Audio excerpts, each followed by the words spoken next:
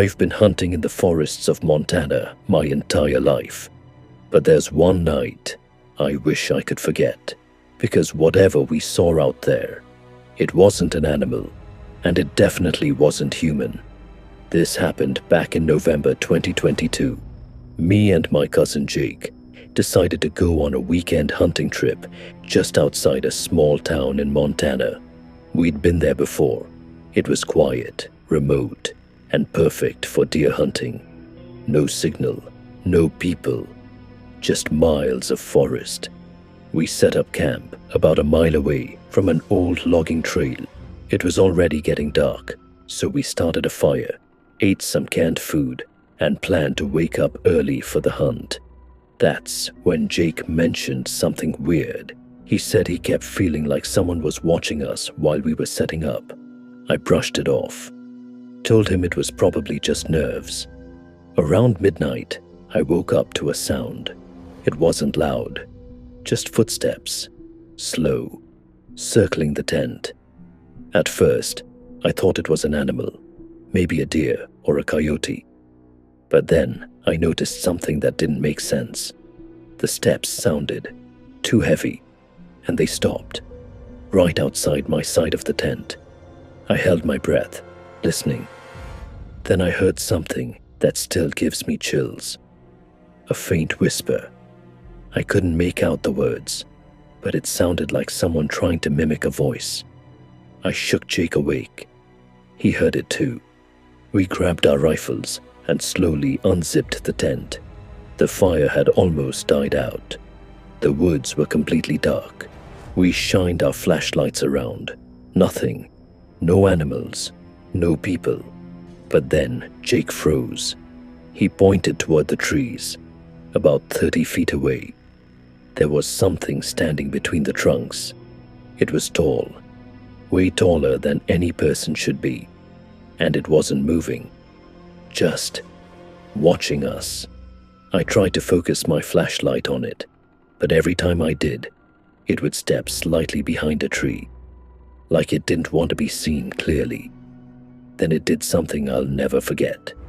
It spoke, in Jake's voice. "Hey, over here." But Jake was standing right next to me. That's when panic hit. We backed up slowly toward the tent, but the thing started moving too, not running, just slowly stepping closer, matching us. And then we heard more voices, different voices, overlapping, like it was trying to copy sounds it had heard before. We didn't wait anymore. We grabbed our keys and ran straight for the truck. I swear, I could hear it following us, branches snapping behind us. But when we looked back, nothing was there. We jumped in, locked the doors, and turned on the headlights. For a split second, we saw it clearly, standing at the edge of the trees, too tall, too thin, and its face didn't look right. Then it stepped back into the darkness and disappeared. We left everything behind that night. The tent, the gear, all of it. Neither of us has gone back since. And sometimes, when I'm alone, I still hear that voice, trying to sound like someone I know. I thought renting that hunting cabin in Colorado would be a quiet getaway, but the owner forgot to mention one thing. Someone else was already living there. This happened in late October. I booked a small cabin deep in the woods of Colorado for a solo hunting trip. The owner told me it hadn't been used in months, said I'd have the whole area to myself. It took me nearly 2 hours of driving through dirt roads to even find the place. No neighbors, no signal, just forest. The cabin looked old but stable, dust everywhere, but nothing unusual at first, until I noticed something strange. The fireplace ashes were still warm. I told myself maybe the owner had been there earlier, but then I saw muddy footprints leading from the back door into the woods. I checked the entire cabin, bedroom, empty, bathroom, empty. But the basement door was locked from the outside. That didn't make any sense. Why would you lock a basement from the outside? I found the key hanging on a nail nearby. I don't know why I decided to open it, but I did. The stairs creaked as I went down. It was pitch black, smelled damp, like something had been rotting. I turned on my flashlight, and that's when I saw it. A mattress on the floor, blankets, food wrappers. Someone had been living down there. Then I heard breathing, not mine. It was coming from the corner, behind a wooden support beam. I froze, and then a man slowly stepped out, pale, dirty, eyes wide open like he hadn't slept in days. He didn't say anything at first, just stared at me. Then he whispered, "You're not supposed to be here." My heart dropped.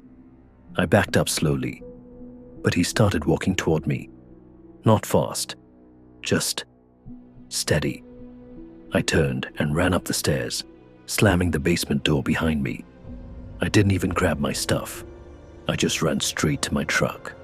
As I was starting it, I saw the cabin door open, and that man, just standing there, watching me leave. I reported it later, but they never found anyone. The owner still insists the cabin was empty, but I know what I saw, and something tells me he's still living there. My younger brother and I went hunting in the forests of Oregon, but at some point, I realized the voice calling my name wasn't actually him. This was last winter. Me and my brother Alex went on a hunting trip in a remote area of Oregon. We split up early in the morning to cover more ground. We agreed to stay within whistle distance of each other. Everything was normal for the first couple of hours. Quiet, cold, nothing unusual. Then I heard Alex call my name. "Hey, over here." His voice sounded off, not scared, not urgent, just flat. I called back, but he didn't respond. Then I heard it again, this time from a different direction. That's when I realized it was moving around me. I started walking toward where I last heard him. "Alex." No answer. Then suddenly, I heard him whistle, the exact signal we agreed on, but it came from behind me. I turned around fast, and for a second, I thought I saw him between the trees, but he wasn't moving, just standing there. I started walking toward him, but something felt wrong. He was too still. Then I heard another voice. "Don't come closer." I froze. That voice came from my left. I turned, and there was the real Alex, looking terrified. He whispered, "That's not me." We both ran, didn't stop, didn't look back. But as we were running, we kept hearing it behind us. Both our voices, calling each other, getting closer. We made it back to the truck and left immediately. Neither of us spoke the whole drive home, but one thing we agreed on: whatever was in those woods knew exactly how to sound human.